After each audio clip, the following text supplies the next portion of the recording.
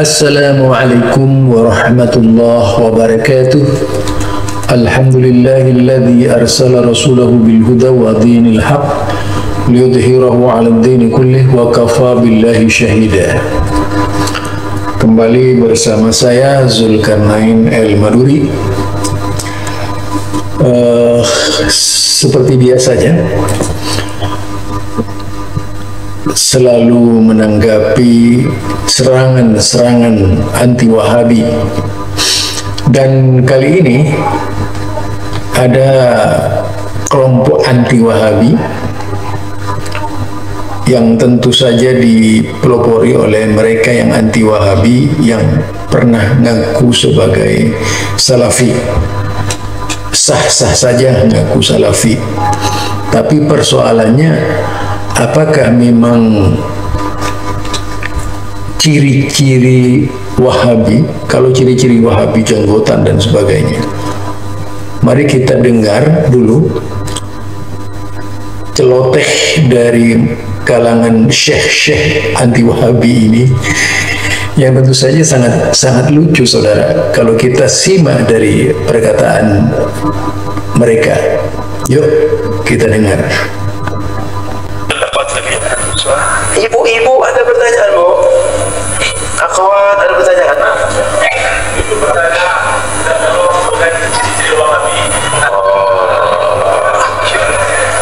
Soal ma alamatul wahabiyah. Alamatul wahabiyah. Syam al-wahabiyah.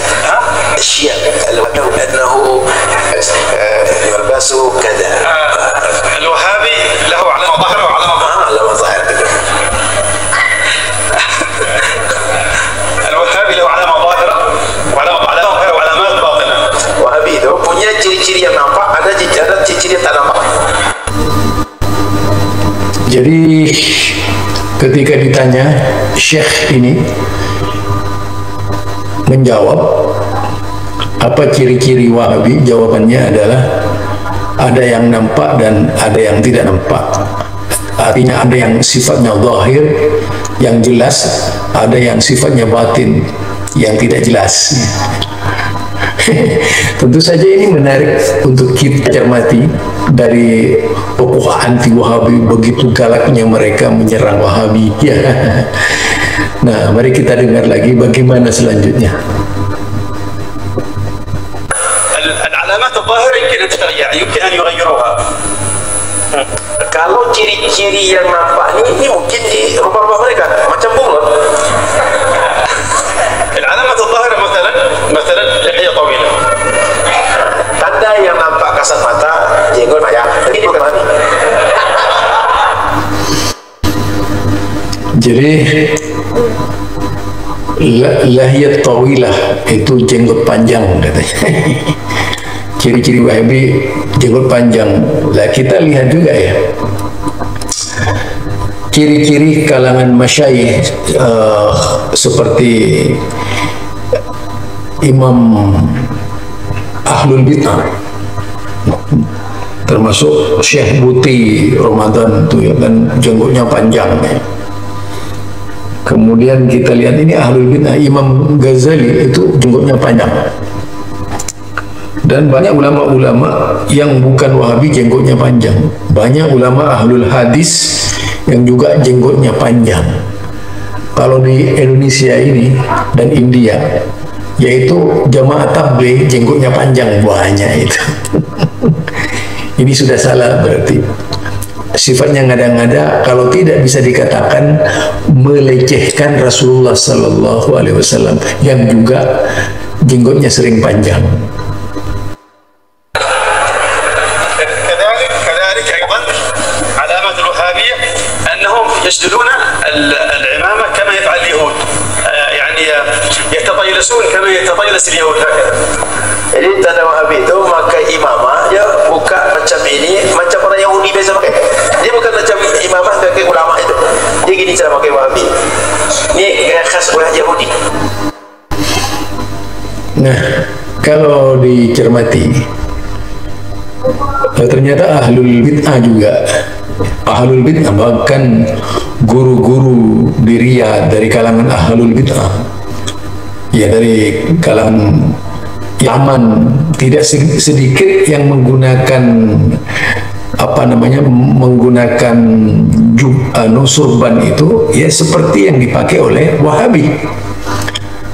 Ini menurut saya lebih pada sifat penistaan, ya, lebih pada sifat penistaan, kebohongan-kebohongan yang sengaja dilakukan oleh mereka untuk mengesankan bahwa Wahabi itu tidak benar. Tapi kita lihat orang yang suka menjadikan dosa sebagai pilihan. Tengok aja. الطيلسان الذي كان رسول الله يتطيلس به والذي يتطيلس به أهل السنة الذي كان الرسول يفعله هكذا. الطيلسان أهل الإسلام هكذا. Cara sorban yang dipakai oleh Rasul dan orang Islam itu macam ini.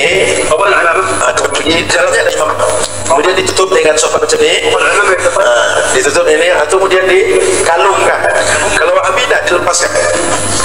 هذا طيلسان أهل الإسلام. Ini sorban orang Islam kita pakai. طيلسان الوهابية مثل طيلسان اليهود. Kalau orang Wahabi pakai sorban lagi. Nah, kalau dicermati dari perkataannya bahwa kalau Wahabi itu dilepas, kalau Ahlu Sunnah itu dililitkan di lehernya, kita cermati lagi, ya, berapa banyak orang yang dilepas di Indonesia dari kalangan Ahlul Bid'ah itu tak sedikit yang melepas surbannya. Berarti memang ini ngaco orangnya ini. Termasuk kedatangan Habib-Habib dari Yaman pun dilepas itu surbannya. Jadi surbannya itu dilepas, enggak dilelitkan. Justru kalau kita lihat cerita kisah dari kaum musyrikin dahulu kala, kaum musyrikin dahulu kala dalam film-film yang dibuat oleh Arab itu, bagaimana masa musyrikin dahulu kala yaitu melelitkan di lehernya. Bagaimana kalau seperti itu?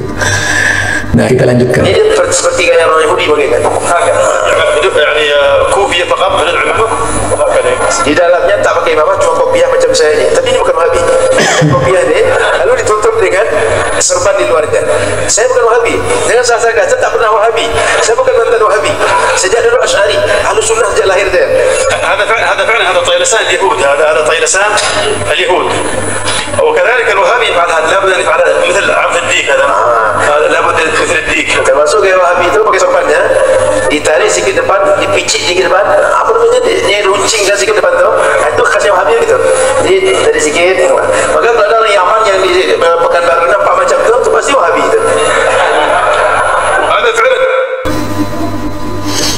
Jadi kalau dia itu melengkung ke atas, ya itu katanya Wahabi.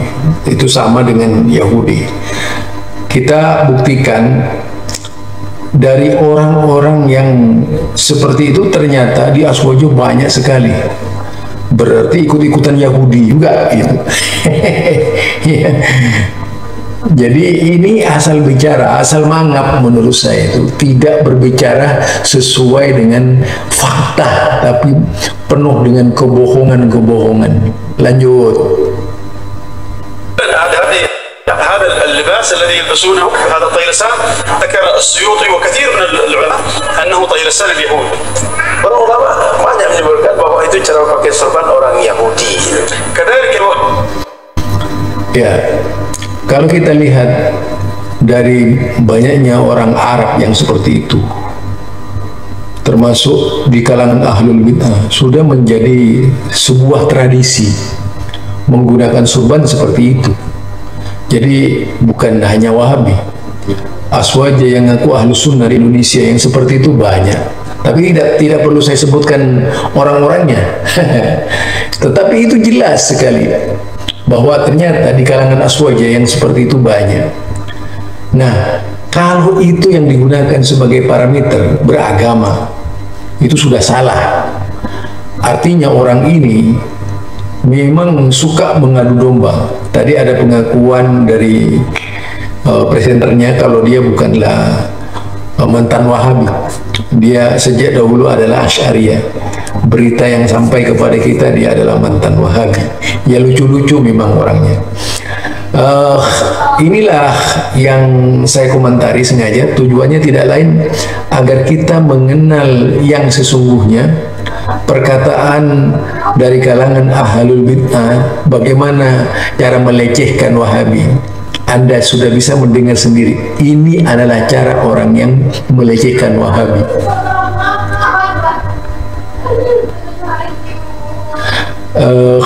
Barangkali ini saja dari saya, Zulkarnain Al-Banuri. Subhanakallahumma wa bihamdika asyhadu an la ilaha illa anta astaghfiruka wa atubu ilaik. Assalamualaikum warahmatullahi wabarakatuh.